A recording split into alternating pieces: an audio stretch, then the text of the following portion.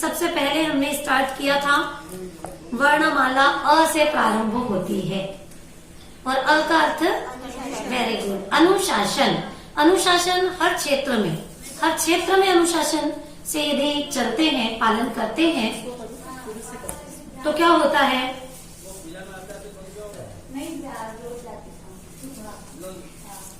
तो ही जीवनचर्या सही ढंग से चलती है। अनुशासन, अगर कोई भी अनुशासन भंग करता है तो क्या होता है? लौकिक में तो आप बता ही सकते हैं, अस्त व्यस्त हो जाता है, सारी कार्यशैली, सारी व्यवस्थाएं बिगड़ जाती हैं। तो अनुशासन का महत्व है। इसी तरह से हमारे जीवन में भी, दिनचर्या के संदर्भ में भी कैसा होना चाहिए? अनुशासन, ताकि हमारा जीवन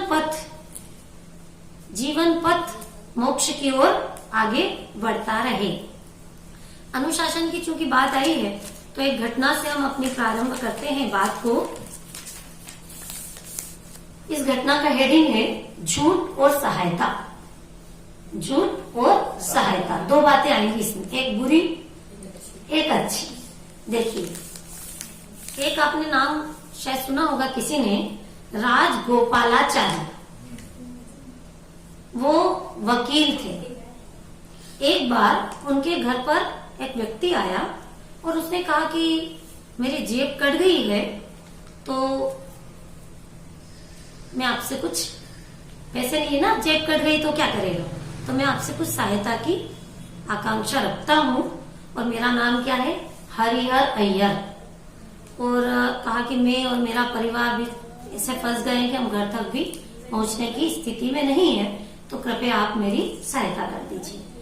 तो उन्होंने कहा, राजगोपालाचार्य ने, कि अभी तो मैं कोर्ट में जा रहा हूँ, तो वहां से अभी तो मेरा समय हो गया जाने का, शाम को आकर के आप मिल लेना तो मैं आपकी सहायता कर दूंगा। आप अपना पूरा नाम, आपका एड्रेस, ये सब आप दे दीजिए। और ले लिया उन्होंने, अपने जेब में रख लिया। अब कोर्ट पहुंचे वो, और कोर्ट जाकर के उन्होंने वहां फोन लगाया, जहाँ का उसने एड्रेस बताया था ना, वहां पर फोन लगाया और वहां पर पूछा कि भाई ये हरिहर अय्यर नाम के व्यक्ति रहते हैं यहाँ पर? तो क्या उत्तर मिला? इस नाम का यहाँ कोई भी व्यक्ति रहता नहीं है। अब समझ गए इतने में तो वकील थे कि ये धोखेबाजी, झूठ का केस है ये तो फिर उन्होंने तुरंत उसके खिलाफ वारंट जारी कर दिया। और शाम हुई तब तक तो उसको क्या कर दिया? गिरफ्तार करके जेल में पहुंचाने की पूरी तैयारी कर ली। पहुंच गया। दूसरे दिन क्या हुआ? कोर्ट में केस चला उसका।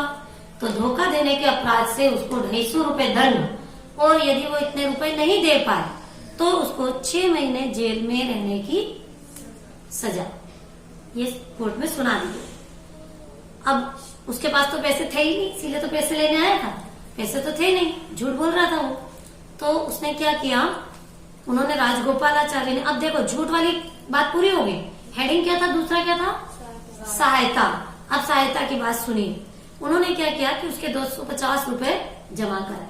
राजगोपालाचार्य जिसने जेल भिजवाया था, उन्होंने ही जमा कराए और उसको छुड़ाया, उसको घर लेकर के गए, उसको खाना पीना व्यवस्थित भोजन कराया, और उसके बाद उसका भी खर्च और उसके परिवार का भी खर्च दे करके उसको सम्मान के साथ विदा कर दिया।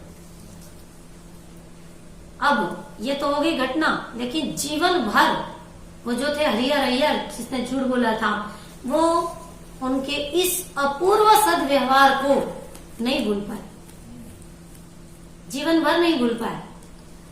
और उन्होंने एक और परिवर्तन किया अपने अंदर कि झूठ न बोलने का नियम ले लिया, मतलब हमेशा मैं सच बोलूंगा ऐसा भी नियम ले लिया।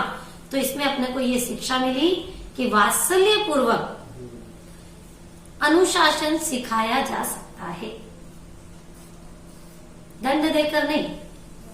कैसे? कितना वात्सल्य किया उन्होंने। देखो, आप एक अपरिचित झूठे व्यक्ति के प्रति भी वात्सल्य के साथ उसको मतलब पैसे भी दिए, उसको छुड़ाया भी सही, घर तक पहुंचने की व्यवस्था की और उसको भोजन भी करा दिया। तो वो तो झूठा है ना, कहाँ भेज जाओ उसको? जो उसका असली घर होगा वहां भेज दिया होगा। हाँ, थोड़े पैसे के साथ। हाँ, तो अनुशासन की चूंकि बात आई है, इसलिए बताया आपको कि अनुशासन घर में भी बच्चों को सिखाना हो, समाज में हो, कहीं पर भी देश में भी हो, तो वात्सल्य पूर्वक, चिढ़ करके नहीं, नाराज होकर के नहीं, प्रेम दोगे तो प्रेम मिलेगा। ठीक है, आगे बढ़ते हैं। सबसे पहले दिन की शुरुआत कहाँ से बताई थी? ब्रह्म मुहूर्त में उठना, जल्दी उठना चाहिए सुबह। उसके बाद उसके भी बहुत सारे फायदे बताए थे, वातावरण की शुद्धता और मन की शुद्धता। सुबह दूरदर्शन से नहीं करना चाहिए, सुबह उठते से ही दूरदर्शन। पहले तो बात ये चल रही कि सुबह उठे कब, देर से या जल्दी। मम्मी पापा तो जल्दी उठ जाते हैं, बच्चे सोचते हैं हम क्यों उठे जल्दी, हमको क्या काम है। और अगर उठाएं मम्मी पापा तो क्या करते हैं, नाराज होते हैं उनसे, कहीं कुछ फेंक देंगे उठा के, चिड़चिड़ मचा देंगे, नाराज हो जाएंगे उन पर। हमें जल्दी उठा दिया, काम क्या है हमारे से। लेकिन फिर भी मम्मी पापा को तो बच्चों को जल्दी ही उठाने की आदत डाल लेनी चाहिए। एक बच्चा तो किसी के भी घर में कोई भी व्यक्ति देर तक सोता ना रहे।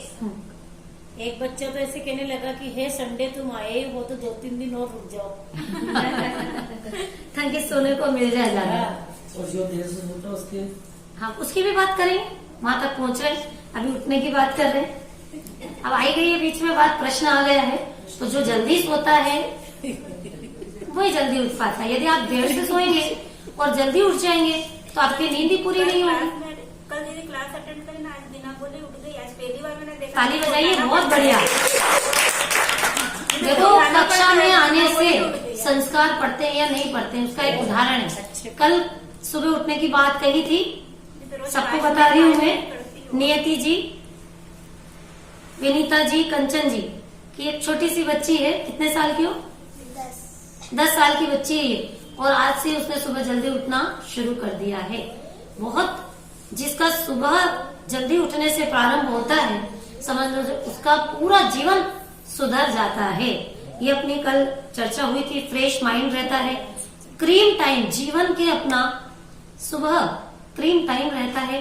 आप जो भी सोचते हैं, एक भावना की बात आई थी कल, भावना भवनाशिनी, भावना भववर्धनी, दोनों बातें हैं। तो यदि आप सुबह उठ करके शुभ शुभ भावनाएं, अच्छी अच्छी भावनाएं करते हैं तो वो भावनाएं आपकी फलवती होती हैं। खराब भावनाएं भी फलवती होती है, अच्छी भी होती। तो यहाँ तो दिनचर्या अच्छी कैसे हो ये हम सीख रहे हैं। तो इसके बाद उठते ही 9 बार नमोकार मंत्र का उच्चारण करें। उसके बाद क्या करें, आत्मा और परमात्मा का चिंतन करें। 7 पॉइंट अपने चले थे, मैं कौन हूँ, मेरा क्या स्वरूप है, हाँ, कहाँ से आया हूँ, मैं कहाँ जाऊंगा, ये भाव कैसे बन रहे हैं और इनका फल क्या होगा, और परिणाम को सुधारने का उपाय क्या। ये एक ही पॉइंट इतना जबरदस्त है कि मेरा परिणाम सुधरे कैसे दिन भर। तो परिणाम सुधरते हैं आत्मा के आश्रय से। तो कहाँ आ गई लौट करके बात, आत्मा। और शुरुआत ही हमने बताई थी, पहला आत्मा का चिंतन, परमात्मा का चिंतन। इससे क्या फायदा होगा, इससे आपका मन पवित्र होगा, निर्मल बनेगा, शुद्धता होगी, आंतरिक शुद्धता। दोनों तरह की शुद्धता की चर्चा है ना, तो ये शुरुआत हो गई आपकी आंतरिक शुद्धता की। इसके बाद क्या करें, ये भी हो गया काम अपना। अब उठे इस तरह से, चिंतन भी कर लिया आपने, फ्रेश हो गए, नहा धो करके, और उसके लिए आपको बताया था स्वच्छ जल से, छने हुए जल से स्नान करना है, सीधे बैठिए, और कम जल से, बहुत से लोग शावर चालू कर देते ना, वो उसमें तो अनछना पानी आता है और पानी भी बहुत डोलता है। इसी तरह से गीजर का प्रयोग भी नहीं करना चाहिए गर्म पानी करने के लिए। क्यों नहीं करना चाहिए? क्योंकि उसमें भी पानी अनछना गर्म हो जाता है। अभी तो गीजर से एक बच्चा मर गया था। गीजर का खटका चालू था और बच्चे ने शावर से नहाया तो करंट फैल गया, बाथरूम में नहाते नहाते ही मर गया। अब बताइए, गीजर इस दृष्टि से भी और हिंसा की दृष्टि से भी ध्यान रखना चाहिए। आपके घर में होना ही नहीं चाहिए गीजर, व्यवस्था ही नहीं है। ठीक है, जल कम क्यों ढोले? क्योंकि जल है तो कल है। एक नारा चलता है ना, जल है तो कल है। ये हो गया। उसके बाद मंजन वाली बात भी आगे बीच में समझ लीजिए कि मंजन भी अच्छे से दांतों को साफ रखना चाहिए। पीले पीले दांत नहीं होना चाहिए। कभी कर लिया, टाइम हो तो नहीं भी करा, ऐसे ही खाना खा लिया बिना मंजन करे, ऐसा नहीं होना चाहिए। दोनों समय, सुबह का भी, सुबह उठते से भी और शाम को भोजन के बाद भी आपका मुंह साफ कर लेना चाहिए। नहीं तो वो कण रात भर लगे रहेंगे दांतों में और उससे कीटाणु फैलेंगे और आपके दांत सड़ जाएंगे और फिर आप डॉक्टर के पास जाओगे और दर्द से करहाते रहोगे, दर्द हो रहा है। केविटी होगी। तो भैया पहले से क्यों नहीं ध्यान रखा आपने? ये बचपन से यदि आपने व्यवस्थित दिनचर्या बना ली तो फिर पूरा, देखो शब्द क्या है इसका, दिनचर्या। दिनचर्या मतलब आचरण, हैबिट। जैसे आप किसी से पूछो कल आपने क्या किया था, तो वो जो भी बताएगा 90% वही रूटीन आज भी रहेगा, आने वाले कल भी वही रूटीन चलता है। तो एक दिन का रूटीन यदि आपने सही बना लिया, संकल्प पूर्वक थोड़े पुरुषार्थ से यदि सही कर लिया, तो फिर वो धीरे धीरे अभ्यास करना पड़ेगा। तो धीरे धीरे फिर क्या होगा, हैबिट बन जाएगी। आप सोचे कि एक ही दिन में हमारी हैबिट बन जाए, तो नहीं बनेगी। और यदि फिर भी यदि आप इस दिनचर्या का पालन नहीं कर पा रहे हैं तो भी कोई बात नहीं, आप सुन तो रहे ना, सुन करके आप उसको अच्छा तो मान ही सकते हो कि अच्छी दिनचर्या तो ऐसी होती है। भले आपकी सही नहीं चल रही हो, लेकिन आपको मन में ये भाव आना चाहिए कि एक अच्छा व्यवस्थित जीवन ऐसा होता है, कभी न कभी मेरा जीवन भी मैं ऐसे ही बनाऊंगा। इतना तो आप कर ही सकते हो। आगे बढ़ते हैं। फिर उसके बाद क्या करना चाहिए? नहा धोकर के स्वच्छ कपड़े पहनकर मंदिर जी देव दर्शन के लिए जाना चाहिए। जब हमने देव दर्शन की विधि समझी थी तब एक बात बताई थी कि देव दर्शन करने के भाव होने से ही ऐसे ऐसे चमत्कार प्रकट होते हैं, जैसे जो संकट आने वाले हैं वो संकट दूर से ही टल जाते हैं। आपको पता ही नहीं पड़ता है कि अंदर ही अंदर वो जो पाप कर्म है वो कन्वर्ट होकर के पुण्य में बदल गए। किस वजह से? देव दर्शन के भाव करने से। बहुत बड़ी बात है। जिनेन्द्र भगवान के दर्शन अति पुण्य उदय मम आया, प्रभु तुम्हारा दर्शन पाया। जीवन में आप कोई नियम लो चाहे मत लो, लेकिन देव दर्शन का नियम और थोड़ा आप आगे बढ़े तो आप प्रक्षाल का नियम ले लो। महिलाएं हैं तो देखने का, पुरुष वर्ग है तो हम प्रक्षाल करेंगे ही करेंगे। अच्छा आप बताओ कि यदि आप इस समय पे मंदिर नहीं आए हो सुबह सुबह, तो घर में रहोगे, तो घर में क्या करते रहोगे? एक ऑप्शन तो ये है कि आप सोते हुए मिलोगे उस समय जब मंदिर में श्री जी का प्रक्षाल हो रहा है, तब आप सोते हुए रहोगे, या फिर आप कुछ घर गृहस्थी के काम करते रहोगे, या फिर आप बच्चों को नहलाओगे, खुद के बच्चों को नहलाते रहोगे। क्या करोगे? अखबार पढ़ते रहोगे, कुछ चाय पानी करते रहोगे, यही तो करोगे ना। पाप में जाएगा आपका समय, तो पाप में जाएगा। इसलिए क्या करना चाहिए? प्रक्षाल का नियम, बस आप कोई नियम मत लो बाकी का, प्रक्षाल देखने का या करने का। अब जब आपने ये नियम ले लिया तो सुबह सुबह सबसे पहले जल्दी उठना ही पड़ेगा आपको। जल्दी उठ करके तैयार होकर के मंदिर भी आना पड़ेगा। तो सारा दिन आपका इतना व्यवस्थित, हर काम समय पर होगा। दिनचर्या में पहली बात ही यही है कि नियत समय पर नियत कार्य किए जाएं, तो ही जीवन स्वस्थ, निराकुल और सुखी बन सकता है। आगे बढ़ते हैं। देव दर्शन कर लिया आपने। देव दर्शन करके फिर उसके बाद आप दर्शन, पूजन, स्वाध्याय से निवृत्त हो करके घर आ गए। इसके साथ एक और स्पेशल बात बताई थी कल, किसको पता है? हिंदी का सत्कार। नहीं, देव दर्शन से संबंधित थी, मंदिर जाने से संबंधित। जिन्होंने की आ गया ध्यान में सबको? मंदिर जी की सफाई, वैयावृत्ति का निरंतर ध्यान रखें। कोई भी चीज आपको यदि अस्त व्यस्त दिखाई देती है, कहीं शास्त्र पर धूल दिखाई दे जाती है, कहीं पर जिनवाणी में चावल ही बीच बीच में रखे रह जाते हैं कई बार, तो आपको तुरंत, ऐसा नहीं है हमारा तो समय हो गया भाग गए हम, तुरंत पहला कर्तव्य आपका ये है कि आप उसको व्यवस्थित करें। ये भी आपकी हैबिट में शामिल कर दीजिए कि मंदिर की वैयावृत्ति के लिए हम 5 मिनट नहीं तो 1 मिनट, 2 मिनट थोड़ा नजर तो दौड़ा सकते हो आप, कौन सी चीज कहाँ पर अव्यवस्थित रखी हुई है तो उसको व्यवस्थित करते हो। कहीं धूल जमा है, कहीं जाले आ रहे हैं, तो ये ज्यादा बढ़ जाएंगे ना जाले, तो उसके बाद तो उसका घर तोड़ने जैसा हो जाएगा ना। और मंदिर तो सबका ही है। हाँ बिल्कुल, मंदिर तो भगवान का है हमारा और हम भगवान के सेवक हैं। क्या मान के चलिए, हम भगवान के सेवक हैं, हम उनके भक्त हैं, और भगवान की सेवा करना इससे बढ़कर के और दूसरा हमारा कोई कर्तव्य नहीं है। ठीक है, चलिए आगे बढ़ते हैं। ये सब हम क्यों करें? पहले तो आप अपना लाभ देख लीजिए, क्यों करें। कल हुई थी चर्चा, बताइए क्या फायदा क्या होगा इससे? जितनी देर परिणाम अच्छे होंगे और जितनी देर मंदिर में रहेंगे उतनी देर पाप वगैरह पाप से बच जाएंगे। Very good. और थोड़ा आगे बढ़ाइए अपने मन का सोच को, और आगे बढ़ाइए।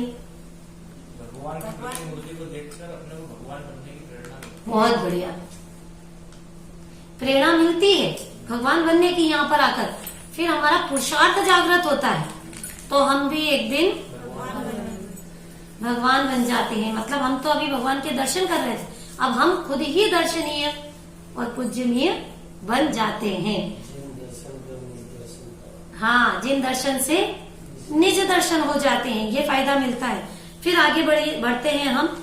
उसके बाद सभी बड़े बुजुर्गों को नम्रता से झुककर जय जिनेन्द्र करना चाहिए। सुबह की बात बता रहे हैं अभी, तो ये सुबह भी सभी को अपने घर में जय जिनेन्द्र बोलना चाहिए। और फिर नाश्ते की बात बताई, फिर भोजन, लंच कितनी बजे बताया? 10 से 11 के बीच में यथा योग्य यथा संभव अतिथि को भोजन कराकर स्वयं भी शांति पूर्वक भोजन करना चाहिए। तो ये जो बीच में शर्त डाली ना, अतिथि को भोजन कराकर, कल प्रवचन सुन रही थी तो एक बात आई थी उसमें कि यदि आपके पास एक रोटी भी हो तो भी उसमें से एक टुकड़ा, एक हिस्सा आप निकाल करके दो किसी को भी। भले आपने बाहर भी रख दिया तो वो चिड़िया हैं, कोई भी दूसरे जानवर हैं, उनका तो वो भोजन मिल गया उनको।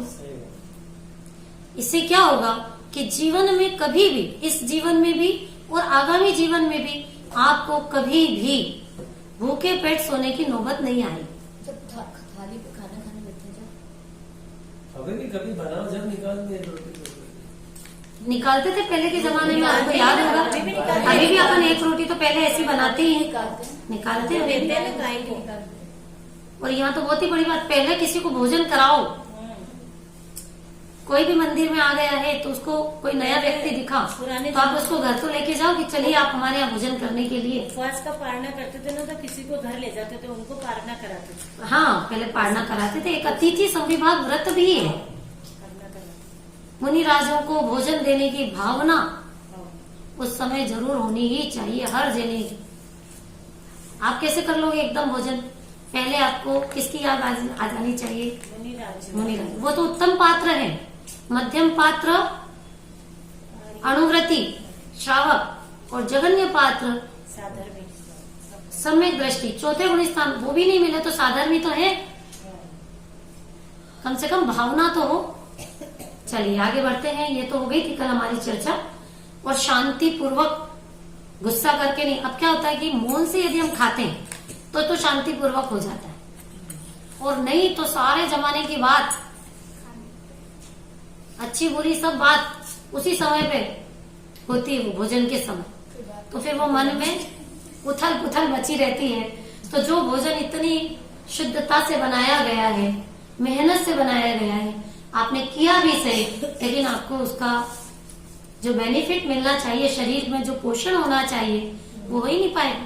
बात करते करते लड़ने लग जाते हैं। हाँ, हो जाता है ना मन मुटाव, क्योंकि सब जीव स्वतंत्र है। किसी के किसी से विचार तो मिलते ही नहीं और मिलेंगे भी नहीं। तो इसलिए भैया शांति से मौन पूर्वक भोजन का नियम ले लो, बहुत बढ़िया। सारा टेंशन खत्म।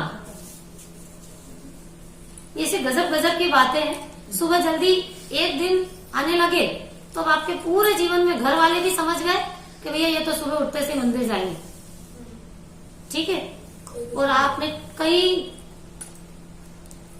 कितने ही घंटे अपने लिए बिता दे, और नहीं तो आप कितनी भी सेवा करो दूसरों की, बदले में क्या मिलने वाला है? जो कर्तव्य है उसका मना नहीं कर रहे, व्यवहार की जगह है, लेकिन उसके बीच में हम अपने आप को भी संभालते हुए चलें। कुछ भी नहीं बिगड़ेगा घर में। अगर आप सुबह जल्दी आकर के 2 घंटे मंदिर में बिता भी दोगे ना, तो घर में कुछ नहीं बिगड़ेगा, काम और अच्छे से होगा और व्यवस्थित होगा।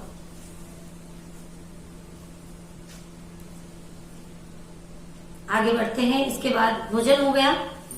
भोजन भी कैसा होना चाहिए? अभक्ष नहीं, भक्ष। अभी आगे बताएंगे भक्ष अभक्ष की चर्चा जब आएगी तब। लेकिन जो खाने योग्य नहीं है ऐसे पदार्थ अपने भोजन में शामिल नहीं होना चाहिए। एक कहावत है, जैसा खावे अन्न वैसा होवे मन। एक छोटी सी घटना मैं आपको सुनाती हूँ, महाभारत के समय की है। जब कौरव और पांडव का युद्ध हुआ, 18 दिन तक युद्ध चला। उसके बाद कौरव तो बचे नहीं, लेकिन पांडव बचे, और भी जो भी परिवार में बचे थे।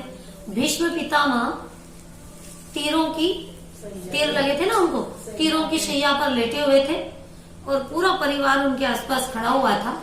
तो उन्होंने कुछ ज्ञान की बातें बताना शुरू की, बहुत अच्छी। धर्म को कैसे जीवन में उतारना चाहिए, क्या होता है धर्म, ऐसी बातें बहुत अच्छी, बहुत सीरियस, सब लोग सीरियस मूड में। और इतने में द्रौपदी को हंसी आ गई। Recording in progress. और सब आश्चर्यचकित देखने लगे उसकी तरफ कि अभी कौन सी ऐसी बात हो गई जो ये हंसने लगी।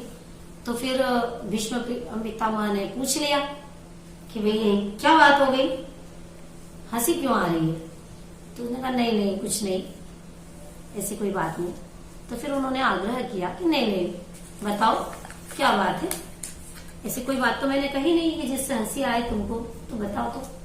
तो फिर उसने कहा कि मुझे एक बात सोच करके हंसी आ रही है कि जिस समय चीर हरण हो रहा था द्रौपदी का, उस समय आपके ये ज्ञान की बातें, उस समय आपने उपदेश सबको क्यों नहीं दिया? धर्म का, नीति का, न्याय का उस समय उपदेश नहीं दिया, आज आप दे रहे हैं। तो ये सोच करके मुझे हंसी आई। तो भीष्म पितामह कहने लगे कि बिल्कुल सही कहा है बेटा तुमने, लेकिन एक बात समझो कि उस समय दुर्योधन के अन्याय और अनीति से कमाए हुए धन से जो भोजन था उसका भक्षण में कर रहा था। तो रक्त भी कैसा हो गया था? दूषित था। और अब ये तीर लगे ना इतने सारे, तो वो सारा दूषित रक्त निकल गया। और अब मेरे मन में ये भाव ऐसे भाव उत्पन्न होंगे। उस समय मेरे मन में ही नहीं आए वैसे भाव। तो इससे क्या सिद्ध हुआ? जैसा खावे अन्न इसलिए हमको भोजन भी सात्विक शुद्ध जितना हो सके उतनी विधि से शुद्धता पूर्वक अहिंसात्मक तरीके से बनाया हुआ भोजन ग्रहण करना चाहिए। जैसे आपने गैस चालू किया तो आप पहले उसको देखो कि जीव जंतु रहित है कि नहीं, उसको थोड़ा सा हल्के से कोमलता से उसको निकाल दो। थोड़े सूक्ष्म रहते हैं ना जीव जंतु, उसको निकालो आप। फिर उसके बाद आप दाल चावल भिगो रहे हो बनाने के लिए, तो आप उसको पहले देखो, शोधो उसको, उसके बाद बनाओ। आपने कोई गरम गरम चीज नीचे जमीन पर रख दी उठा के, मतलब तपेली वगैरह कढ़ाई अब नीचे जमीन पर, तो आप स्टैंड पर रखो ऐसे। फिर आपको सबको ये पता ही है, लेकिन फिर भी ये छोटी छोटी बातें हैं जो कि जीवन में एक बार आदत बन जाती है तो फिर कई पापों से हम बचे रहते हैं। भोजन किया आपने जिस थाली में, जूठा छोड़ दिया, आदत ही बना ली, भाया जितना खा लिया बाकी वेस्ट कर दिया पूरा। तो ये नियम बना लो कि हम उतना ही लेंगे जितनी जरूरत हो, और झूठा हम कभी भी नहीं छोड़ेंगे अन्न को, क्योंकि वो जाता है नाली में और फिर वहां पर जीव जंतुओं की उत्पत्ति होती है। उन सब का दोष, फिर उनकी हिंसा का दोष जिसने उसमें छोड़ा था उसको लगता है। आपकी एक अच्छी आदत आपको जीवन भर कई पापों से बचाएगी। हाँ बिल्कुल, एक कण भी नहीं बचता ना फिर उसमें। फिर इसके बाद ये तो हो गई भोजन की चर्चा। फिर इसके बाद जो भी जिसका कार्य है, स्कूल है, जॉब है, बिजनेस है, वो कर लिया। उसके बाद जो आप कार्य कर रहे हो उसको पूरे लगन से ध्यान देकर करिए। कुसंगति से सर्वथा बचना चाहिए। ये विशेष रूप से बच्चों को ख्याल में रख करके बात है कि बच्चे स्कूल जाते हैं ना, तो वहां पर अपने को फ्रेंड कैसे बनाना, अपना फ्रेंड सर्कल कैसा होना चाहिए, तो आप समझ लीजिए पहले कि उस बच्चे की आदतें कैसी है। मान लीजिए कोई बच्चा गाली देकर के बात कर रहा है, खास करके बच्चे ध्यान से सुने, तो आप उसकी संगति मत कीजिए। जो अपने मम्मी पापा की बुराई कर रहा हो, समझ लो कि वो एक न एक दिन आपकी भी बुराई करेगा। मतलब समझ करके अच्छे से अच्छे फ्रेंड बनाइए। कुसंगति से सर्वथा यदि आप बचते हैं तो फिर कई पापों से उसमें भी आप बच जाते हैं। कि अगर फ्रेंड गलत है तो आपको क्या कहेंगे, अरे खाले खाले आलू खाले, क्या है, देख तो सीख, चख तो सीख, क्या है इसमें। फिर क्या करोगे? एक बार यदि आपने खा ली तो वो जो आपको घर में नियम दिलाए थे कि आलू प्याज नहीं खाना चाहिए, रात्रि भोजन नहीं करना, आप फ्रेंड की पार्टी में गए, वहां तो रात्रि में पार्टी चल रही, अब क्या करोगे आप बताओ? आप बताओ क्या करोगे? नहीं, रात्रि में खाती हो आप? खाती हो? तो फिर क्या करोगे आप ऐसे समय पर? अगर फ्रेंड की पार्टी में गए और रात्रि में भोजन चल रहा है तो खाओगे कि नहीं खाओगे?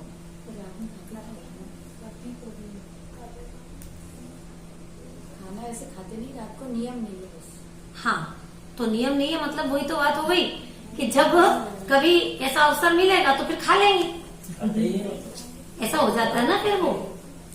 नहीं कोई बात नहीं, उसने जो बात थी वो बिल्कुल एकदम सत्य प्रस्तुत की है, वो तो अच्छी बात है, आपने सत्य बोला है। लेकिन अभी यहाँ पर ये भी बात आएगी कि रात्रि भोजन नहीं, अभी शाम तक चलते हैं अपन, इसके बाद शाम की आगे अब बात ही वही चल रही है। शाम को दिन छिपने के पूर्व 4-5 बजे भोजन कर लेना चाहिए। देखो सुबह भी जल्दी बताया था, तो शाम को भी कब करना चाहिए? सूर्योदय के बाद, सूर्यास्त के बाद या सूर्यास्त के पहले? सूर्यास्त के पहले भोजन कर लेना चाहिए। क्यों कर लेना चाहिए? क्योंकि यदि आप रात्रि भोजन करते हो तो आपकी दिनचर्या अव्यवस्थित रहती है। क्योंकि डॉक्टर्स भी ये कहते हैं, साइंस, कि भोजन करने के बाद बीच में सोने और भोजन के बीच में कुछ घंटों का गैप तो होना ही चाहिए। अब आपने रात में भोजन किया और फिर क्या करोगे आप भोजन करके?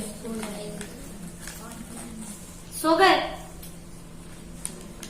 तो शारीरिक स्वास्थ्य से भी गए आप, और आत्मिक स्वास्थ्य तो पहले ही खराब हो गया। आपने जब रात में भोजन करा तो आपका आत्मिक, आपके हृदय की जो पवित्रता है वो तो पहले ही खत्म हो गई। अरे रात्रि भोजन से हृदय की पवित्रता का क्या लेना देना, कि बहुत लेना देना है। रात्रि में जीवों की उत्पत्ति अधिक होती है। दिन में सूर्य रहता है ना, तो सूर्य के तेज में जीव इतने उत्पन्न नहीं हो पाते, लेकिन रात्रि में तो सूर्य है नहीं, चंद्रमा है, तो रात्रि में अपने आप देखो, माँ बाप के पेट से तो उत्पन्न नहीं होते वो जीव जो छोटे छोटे रहते हैं ना, वो अपने आप वातावरण से पैदा हो जाते हैं, उनको बोलते हैं समूर्छन। ऐसे जीव उत्पन्न हो जाते हैं रात्रि में। तो आप जब रात्रि में भोजन करते हो तो क्या होता है कि वो जीव मरते। आएगा आगे लेसन पूरा, रात्रि भोजन क्यों नहीं करना चाहिए। अभी तो थोड़ी सी चर्चा कर रहे हैं हम कि उससे आपके संस्कार खराब डलते हैं रात्रि भोजन करने से। कुसंस्कार, अगर आप ही सही संस्कार में नहीं रहे तो आपके आगामी पीढ़ी, आपके बाद वाली जो पीढ़ी आने वाली है, उनको ये संस्कार कैसे बढ़ेंगे दिन में भोजन में? सिर्फ अन्य में जीवों की वो होती है क्या, ये फरियाली चीजें खाते हैं इसमें नहीं होती है? सब में है। रात्रि भोजन से आशय यहाँ पर रात्रि पानी भी नहीं पीना चाहिए, क्योंकि फरियाली तो खाते हैं, खाना नहीं खाया तो नहीं फलिहारी तो मैं तो पानी की मना कर रही हूँ ना, फलिहारी तो बहुत दूर की बात हो गई। यहाँ तो कह रहे हैं एक बूंद भी पानी रात्रि में नहीं लेना चाहिए चिन्ह धर्म के अनुसार।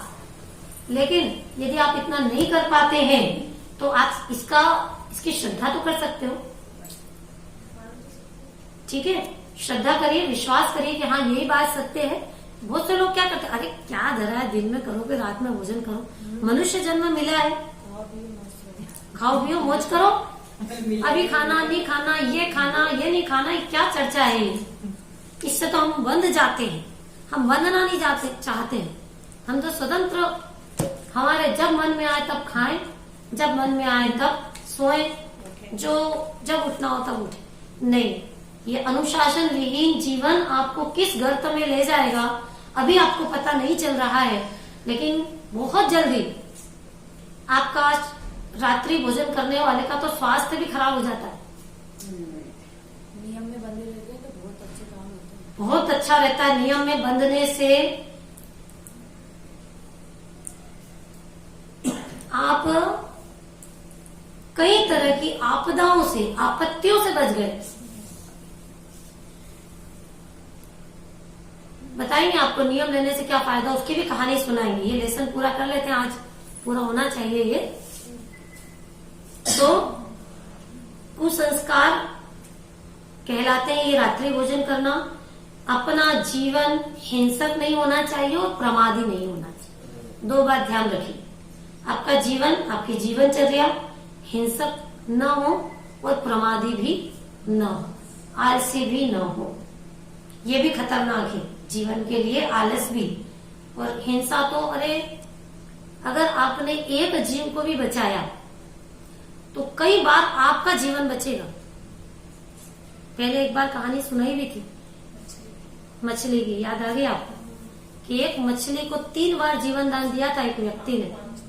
हाँ, 3 बार 5 बार जो भी वो कहानी थी, तो उसका जीवन अपने आप कैसे कैसे संकटों से बच गया।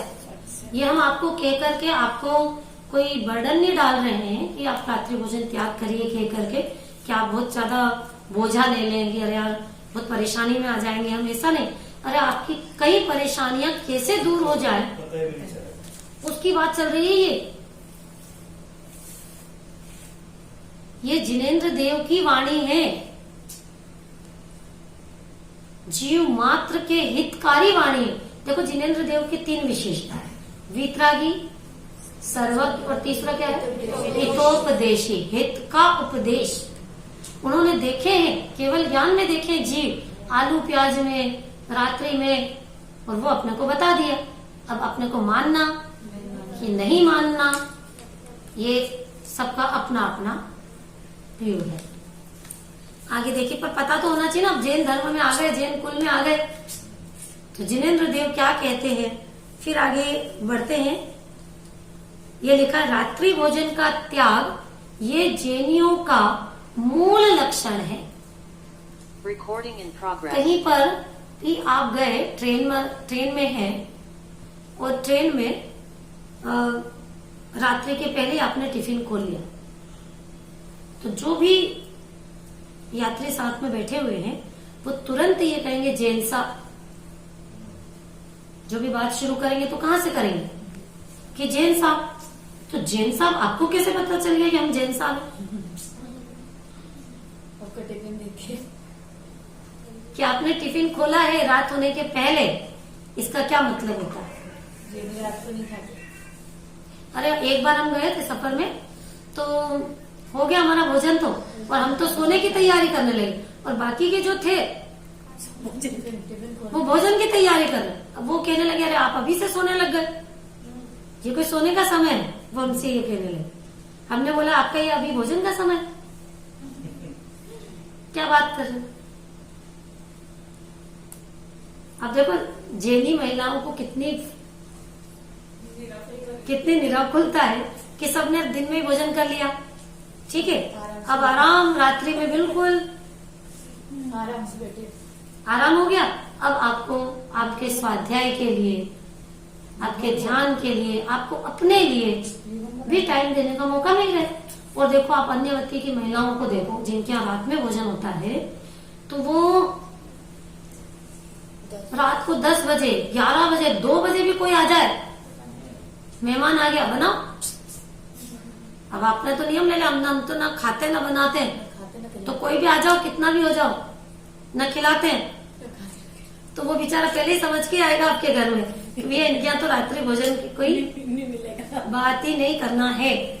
कितने सेफ हो गए आप। इसके बाद फिर वो जो बर्तन पड़े रहते हैं झूठे, तो वो रात भर में उसमें भी जीवों की उत्पत्ति होती रहती है। अब क्या भाई, खाना खाया, खिलाया, फिर पटकेंगे इसे, फिर कौन रात को, इतनी रात को साफ करेगा? तो सब तरह से समस्या ही समस्याएं रहेंगी। आगे देखिए, ये जैनियों का मूल लक्षण है, अतः आरंभ का कोई कार्य रात में नहीं करना चाहिए। कोई कार्य कह रहे हैं यहाँ पर, मतलब हिंसा का, आरंभ मतलब हिंसा का, पाप का कोई कार्य रात में नहीं करना चाहिए। झाड़ू भी नहीं करना चाहिए। रात में तो नहीं। रात्रि में सोने से पूर्व, अब आ गए हम एंड अंत समय क्या करना चाहिए। मतलब अंत समय मतलब जीवन के अंत समय नहीं, सोने दिनचर्या के शुरुआत आपने बहुत अच्छी कर दी। अगर शुरुआत अच्छी हो गई तो आधा काम तो आपका वही हो गया, और अंत अच्छा हो गया तो एक कहावत है, अंत भला तो सब भला। तो देखिए अंत कैसे होता है।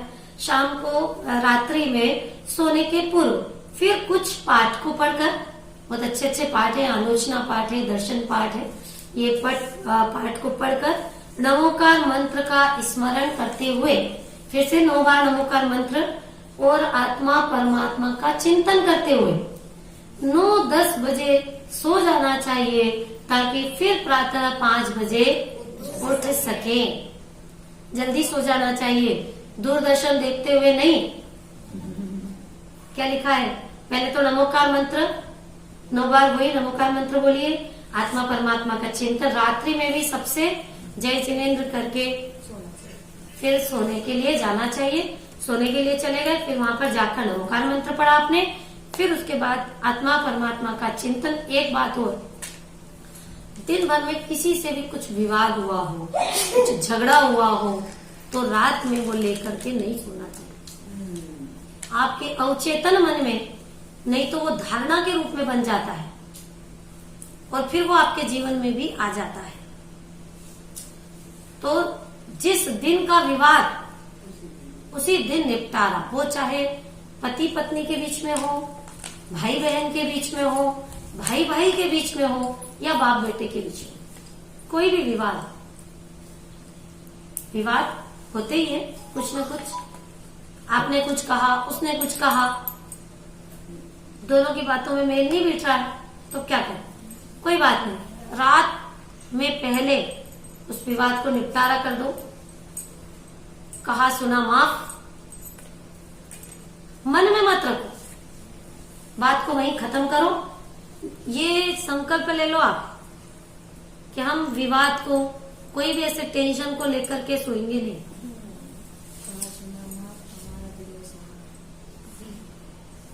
तो इस तरह से जल्दी सोना चाहिए ताकि जल्दी उठ सके। हाँ, दिन में और बहुत अच्छी बात देखो, घर के कार्यों में सहयोग, ये बहुत जरूरी है आज के समय में। ये काम तुम्हारा है, हम क्यों करें, हम तो बैठे हैं साथ, क्या कह रहे?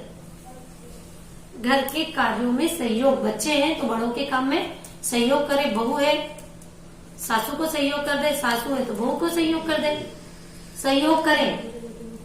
और कुछ पड़ोसियों की सेवा। अब पड़ोसियों से क्या मतलब, हमको घर की सेवा करते करते पड़ोसी पे आ गए कि नहीं, ये भी आप अपने जीवन का अंग बनाइए। कुछ पड़ोसियों की भी ध्यान रखिए, किसी को कोई जरूरत हो तो आप तुरंत उसका काम भी। आपने ऊपर एक वाक्य लिखे, 10 वाक्य, सुखी होने के 10 और दुखी होने के 10 वाक्य लिखे हैं। उसमें एक वाक्य ये लिखा है सुखी होने के, कि आप कुछ अन्य के कार्यों में भी सहयोग करें। पढ़िएगा, सुबह आप ऊपर जाओगे ना तो पढ़ लीजिएगा, उसमें सहयोग करें। वही वाली बात यहाँ पे आ रही है, देखिए, पड़ोसियों की सेवा। और आगे बढ़े, रोगियों की सेवा। एक बार कोटा वाले बाबूजी ने ये बात कही थी कि घर में कोई बीमार है और आपका वही पूजन का, प्रवचन का समय है जाने का, और बीमार की सेवा का उस समय कर्तव्य है, तो आप क्या, कौन सा कर्तव्य करें? बीमार के पास में। क्या बात कर, हाँ, हमारा तो पूजन का समय हो गया। पर पहले अपन ये वाला धर्म देखो ना, सही कहा, बिल्कुल सही आपका उत्तर। मंदिर ये लिखा यहाँ पर, रोगियों की सेवा। कोई बीमार है घर में तो पहले आप उसकी पूरी, क्या चाहिए उसको, क्या नहीं चाहिए, दे करके, उसके मन को संतुष्ट करके फिर आप जाइए। शरीर है ये तो, आज भैया वृत्ति है तो शरीर तो रोगों का घर है, कुछ न कुछ रोग तो चलते ही रहते हैं, तो एक दूसरे का सहयोग करना चाहिए। रोगियों की सेवा। और आगे बढ़े, देखिए अभी तो समाज तथा देश के लिए भी कुछ समय अवश्य निकालना चाहिए। मतलब एक व्यवहारिक जीवन, दिनचर्या के अंतर्गत ये भी सिखा रहे हैं यहाँ पर अपने को। व्यवहार में अगर आप ये सब करते हो तो हर कोई आपको पसंद करेगा। जैसे आपका नाम, अरे बहुत बढ़िया लड़की, अरे क्या बात है उसकी, तो क्या कहेंगे, कोई बुराई नहीं करेगा फिर आप। अच्छा जीव है, क्या परिणाम भी अच्छे हैं उसके, लेकिन उसके लिए आपको थोड़ी मेहनत तो करनी पड़ेगी। क्या क्या, फिर से एक बार पढ़ देती हूँ मैं। सबसे पहले तो शुरुआत घर से करो, नहीं तो घर में तो पड़ा ही है काम, और आप बाहर देख लो, घर के कार्यों में सहयोग करो। फिर आसपास देखो, पड़ोसियों की सेवा, फिर उसके बाद रोगियों की सेवा, फिर समाज और फिर देश। देश के कार्यों में के लिए भी कुछ समय अवश्य निकालना चाहिए। अब बोल्ड अक्षर में निष्कर्ष बता रहे हैं, इस पूरे लेसन का समय हो गया। दिनचर्या ठीक रहने से रात्रि भी दुस्वप्न रहित निर्दोष होती। मतलब खराब सपने नहीं आते। जब आप आत्मा परमात्मा का चिंतन करके सोए हो तो रात्रि भी आपकी अच्छी व्यतीत होती। आत्मा मतलब वो मत समझ लेना आत्मा भूत प्रेत कहते ना, आत्मा भटकती है और आत्मा दिखती है, वो आत्मा की बात नहीं है। जिसके अपन ने जीव अजीव लेसन में चर्चा की थी ना, आत्मा, वो आत्मा, जीव कहे आत्मा कहे, ज्ञान दर्शन सुख वीर्य अनंत गुणों का निधान परमात्मा, ये आत्मा। इसके तो उससे क्या होगा कि रात्रि भी आपकी कैसी रहेगी, निर्दोष। रात्रि में भी जो परिणाम चलते हैं ना, उसका भी फल मिलता है। अरे वाह, हम तो सो रहे थे, अब रात्रि में हमारे क्या मालूम क्या परिणाम चले, उसका फल हम क्यों भुगतेंगे? हमने सोच के थोड़ी की। नहीं, आपने जो रात्रि में लास्ट समय पर सोचा है वो आपके अवचेतन मन में रात्रि में भी चलता रहता है। इसलिए थोड़ी सी नींद भी पर्याप्त हो जाती है और दिन भर तरोताजा रखती है। फिर आप अच्छे से जब इस तरह से चिंतन करके सोएंगे और जल्दी सो जाएंगे तो आपकी थोड़ी भी नींद कैसी रखेगी, आपको दिन भर फ्रेश, एकदम तरोताजा, सुबह उठते से आपको अलग ही रौनक आपके चेहरे पर दिखाई देगी और आपके मन की प्रसन्नता भी अलग ही हो जाएगी और दिन भर आप कैसे रहेंगे, फ्रेश, तरोताजा। हमारे मुनिराज संकल्प विकल्प से रहित ज्ञान ध्यान में लीन रहते हैं, अतः उनको नींद की विशेष आवश्यकता नहीं होती। मुनिराज की नींद बहुत कम समय की होती। क्यों? क्योंकि एक तो उनको कोई फालतू के संकल्प विकल्प रहते नहीं है और वो अपना समय किसमें बिताते हैं, ज्ञान में और ध्यान में। शिक्षा लास्ट, जिनकी दिनचर्या अच्छी होती है वे ही शब्द लगाया है, वे ही महान भगवान बन सकते हैं। दिनचर्या अस्त व्यस्त होगी तो भगवान भी नहीं बन पाएंगे, महान भी नहीं बन पाएंगे और आलसी व्यक्ति घृणा का पात्र बनता है, प्रशंसा का नहीं। आलसी व्यक्ति क्यों, यहाँ बीच में आलसी व्यक्ति की बात कहाँ से आ गई? कोई बताएगा आप में से? दिनचर्या फॉलो नहीं करेगा, जिसकी दिनचर्या फॉलो नहीं हो पा रही है तो वो तो आलसी है ना, तभी तो नहीं हो रही उसकी। सुबह उठने का टाइम नहीं, कोई टाइम ही नहीं है, ना मंदिर का टाइम है, ना उठने का, ना कुछ भी टाइम है। तो इसलिए हाँ, बहुत से बच्चे ऐसे देखे 12 बजे तो उठ रहे हैं साहब और उठते से ही ऑफिस, क्योंकि आपका समय बचा है, ऑफिस का टाइम हो गया, अब तो मीटिंग चालू हो गई। मीटिंग चालू हो गई, अब तो चलो भैया मीटिंग में बैठना पड़े, ऐसा भी होता है। तो इसलिए ध्यान रखना चाहिए, घृणा के पात्र बनना है कि प्रशंसा के पात्र, बस। तो फिर उसके लिए आप अच्छे से दिनचर्या बनाइए। आज मैंने लास्ट में भी आते आते बाबूजी से पूछा था कि अनुशासन का क्या मतलब है, तो बस उन्होंने यही कहा, शत आवश्यक और इतना भी नहीं हो सके तो प्रक्षाल देखने का नियम है, बस। फिर कुछ मत बताओ उसको दिनचर्या कैसी होती, क्या होती, वो तो सब अपने आप ही भगवान के दर्शन हो गए तो सब उसने सीख लिया। इस अपनी बात को हम यहीं पर पूरा करते हैं।